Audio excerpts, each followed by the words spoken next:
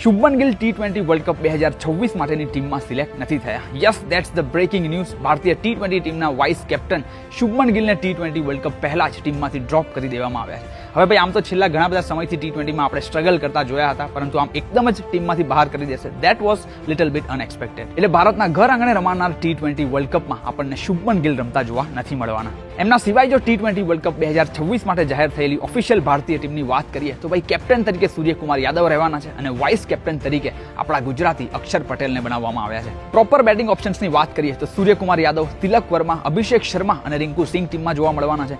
Wicket કીપર્સની વાત કરીએ તો ભાઈ સંજુ સેમસનની સાથે સાથે ઈશાન કિશાનનું પણ આ ટીમમાં કમબેક થઈ ગયું છે. ઓલરાઉન્ડર્સ તરીકે આપણા હાર્દિક પંડ્યા, અક્ષર પટેલ, વોશિંગ્ટન સુંદર અને શિવમ દુબેનો ટીમમાં સમાવેશ કરવામાં આવ્યો છે. અને જો પ્રોપર બોલિંગ ઓપ્શન્સની વાત કરીએ તો ફાસ્ટ બોલર્સ તરીકે આપણને અર્શદીપ સિંહ, હર્ષિત રાણા અને જસપ્રીત બુમરાહ જોવા મળવાના છે, જ્યારે સ્પિન બોલિંગના વિકલ્પ તરીકે કુલદીપ યાદવ અને વરુણ ચક્રવર્તીની ટીમમાં સ્થાન મળી ગયું છે. તો શુભમન ગિલ હોય, ઋતુરાજ ગાયકવાડ હોય કે પછી યશસ્વી જયસ્વાલ, આ ત્રણેય યંગસ્ટર્સ આપણને ભારતમાં રમાનાર T20 વર્લ્ડ કપ 2026માં રમતા જોવા નથી મળવાના. કેવી લાગી રહી છે ભાઈ ભારતની ટીમ? શું રોહિત શર્માએ જીતાડેલા T20 વર્લ્ડ કપના ટાઇટલને આપણે ડિફેન્ડ કરી શકીશું? એ મને નીચે કોમેન્ટમાં લખીને ખાસ જણાવજો. બાકી ક્રિકેટના આવા જ વિડીયો આપણી ગુજરાતી ભાષામાં જોવા માટે ભૂલ્યા વગર આ પેજને ફોલો કરી નાખજો.